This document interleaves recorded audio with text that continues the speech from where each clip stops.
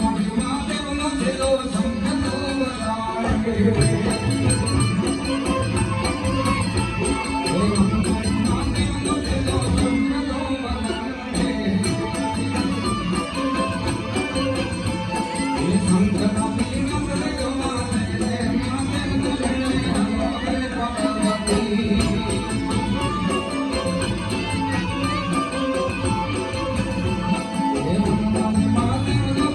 you.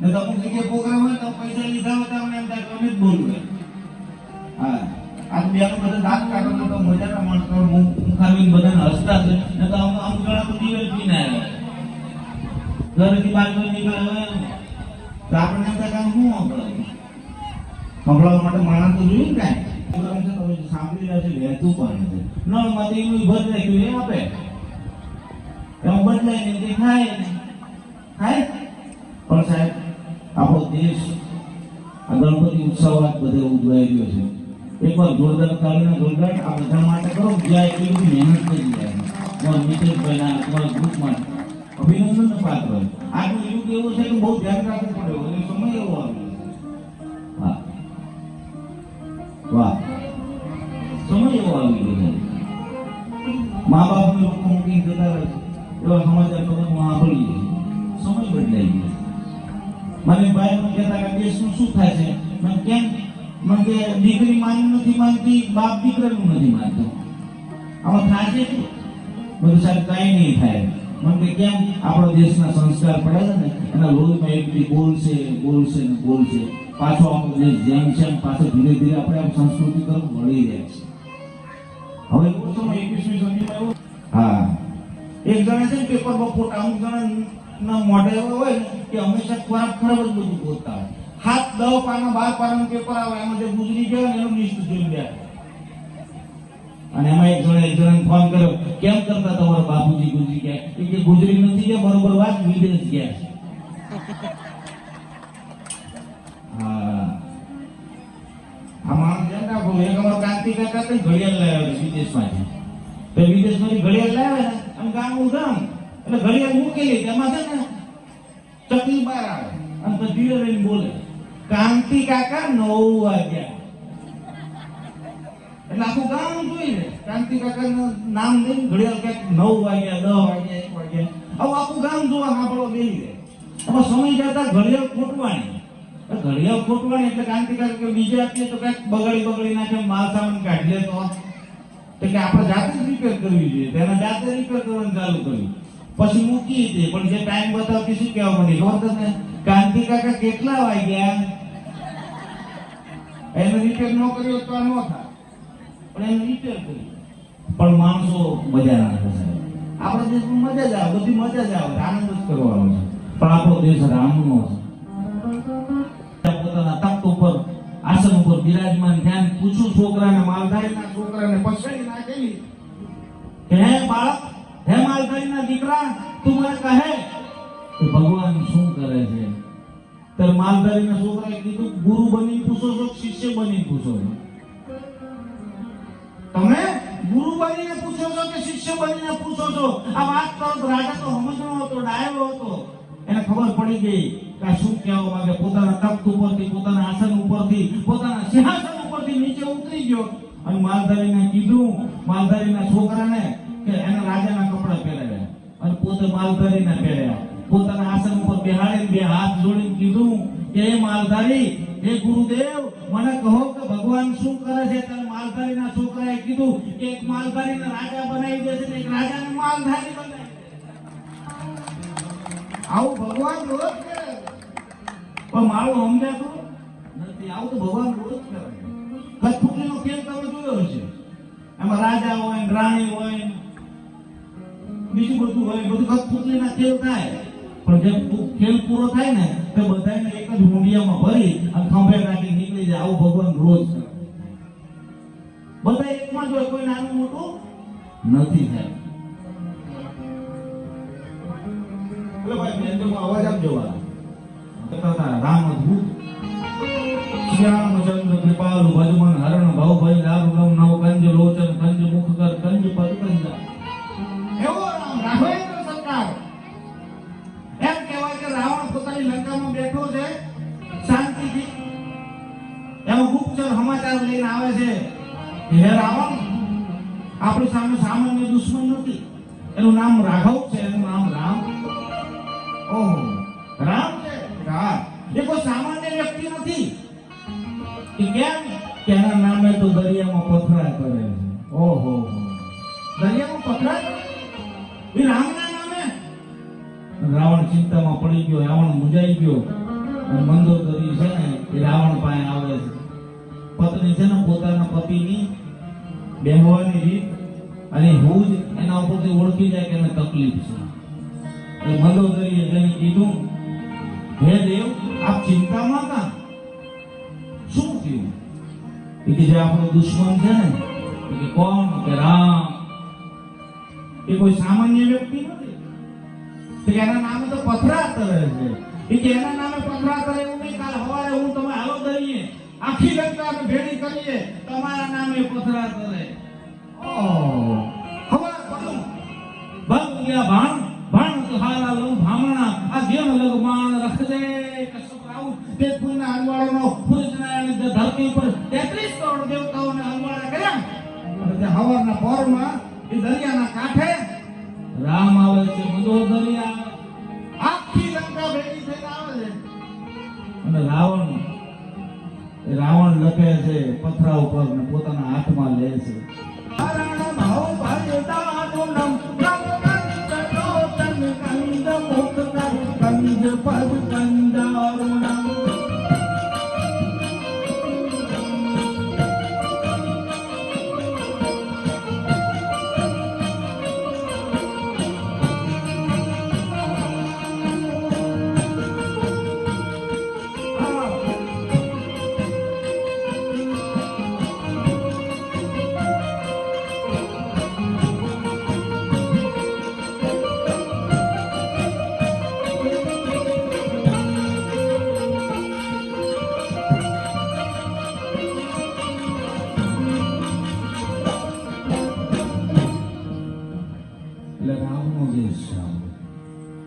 બધાયમાં બિરાજતો Ram હોય છે, બધાયમાં બિરાજતો રામ હોય છે. આ ભજન જાગે તો રોમ રોમ રામ હોય.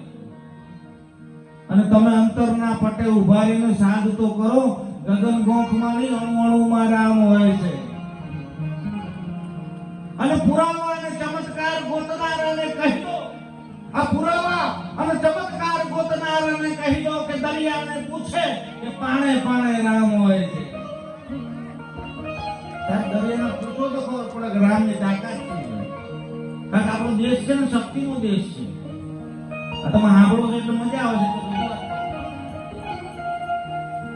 અમારા કવિ દાસબાપુની બહુ સરસ કવિતા છે, સાંભળજો મિત્રો.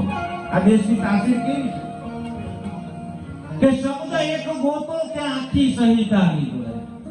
શબ્દ એક ગોતો ત્યાં આખી સંહિતા નીકળે. અને કૂવો જ્યાં એક ખોદો ત્યાં આખી સરિતા નીકળે. અને સાવ અલગ તાસીર છે આ ભૂમિની, સાવ અલગ તાસીર છે આ ભૂમિની. અહીં મહાભારત વાવો અને ગીતા નીકળે. અહીં મહાભારત વાવો અને ગીતા નીકળે. અને જનક જેવો આવીને હજી જો ઢંઢોળે, જનક જેવો આવીને હજી જો ઢંઢોળે તો હજુ આ ધરતીમાંથી સીતા નીકળે. અને હજી ધબકે છે ક્યાંક લક્ષ્મણની રેખા, હજી ધબકે છે ક્યાંક લક્ષ્મણની રેખા કે જ્યાંથી રાવણ બીતા બીતા નીકળે. અને કૃષ્ણના ટેરવા આવીને જો ફંફોળે તો વાવડીના ટુકડા હજી સજીતા નીકળે. કૃષ્ણના ટેરવા આવીને જો ફંફોળે તો વાહડીના ટુકડા હજી સજીતા નીકળે. અડધી રાતનું ટાણું છે. આપણું યુદ્ધનું શરૂઆત થઈ છે, મહાભારતનું યુદ્ધ. બાગાજી એ યુદ્ધ મેદાનની શરૂઆત થવાના 18 દિનનું યુદ્ધ. પણ સહદેવને એવું હતું વરદાન કે આગળ પાછળનું બધું ત્રિકાળનું જ્ઞાન હતું. એમ બધી ખબર હતી કે આગળ જઈને શું થવાનું છે. સહદેવ એટલે દુર્યોધન સહદેવ પાસે અને સહદેવને જઈને પૂછે છે, હે ભાઈ આ યુદ્ધ થવાનું છે, સાચું છે? કે હા યુદ્ધ તો થવાનું જ છે. કે આમાં જે બચવાના છે એમાં કઈ મારું નામ ખરું? એટલે દુર્યોધન ને સહદેવ કહે છે કે એમાં તારું નામ ન હોય ને, આ પ્રોગ્રામ તારા હાટું ગોઠવાનો છે. આજે પ્રોગ્રામ નું આયોજન થયું છે તારા હાટું થયું છે, એટલે એમાં તારું નામ હોય નહીં. તોય દુર્યોધને કીધું કે તોય કઈ રસ્તો ખરો મારું નામ એમાં લેવાનું? એમાં રસ્તો ખરો કે મારું નામ રહે? આ એક રસ્તો છે. 18 દિવસના યુદ્ધમાં તારું જો કોઈ રક્ષણ કરે ને તો તું બચી જાય. પોતાના ભાણિયાને મોકલીને દોડાવે. એ દ્રૌપદીના ચીર હરવા માટે જ્યારે જાતા હતા ત્યારે તમને લાજ નહોતી આવતી. તમારા બેથી વધુ નારાયણ જગતમાં હોય કોણ? તમારા ઘરે બોલાવો ને તો ભીષ્મ છે ને એની બુદ્ધિ ફરી જાય. સાંભળજો મિત્રો, નામ સ્મરણની તાકાત. નામ સમોવળ કો નહીં, જપ તપ તીરથ જોગ. નામે પાતક છૂટશે અને નામે નાશે રોગ.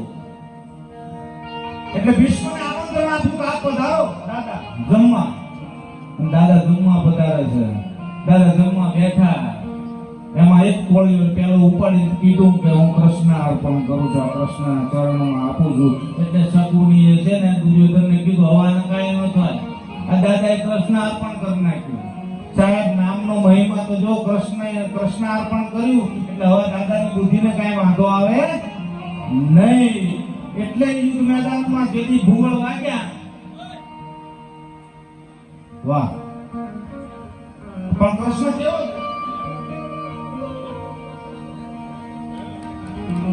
તાર પાલતા ધાર્યા મારતા મુગાર કારનાર વાર હાર્યા કારણ હારી હાર મુગાવાર તમારે માર હાર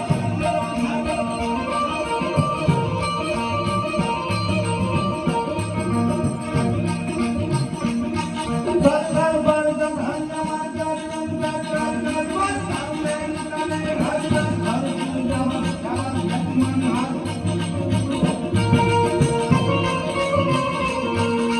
બાર બાર બાર બાર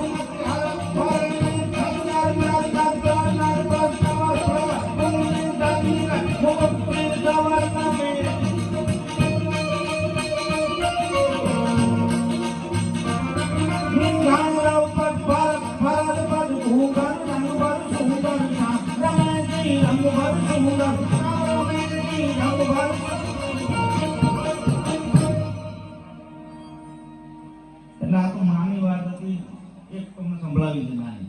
તમે હાસ્ય મજા કરાવી. આમ મજામાં એક બીજે છે બે બેન એક જણ પાડી દીધો, પૂરેપૂરો બતાવી દીધો. એટલે 20 વર્ષની સજા થઈ એને. હા પણ 20 વર્ષની સજા થઈ. તો 20 વર્ષની સજા થઈ, 20 વર્ષે બી બહાર નીકળી. એટલે બે ભેટી એટલું બધું રોજ એટલું બધું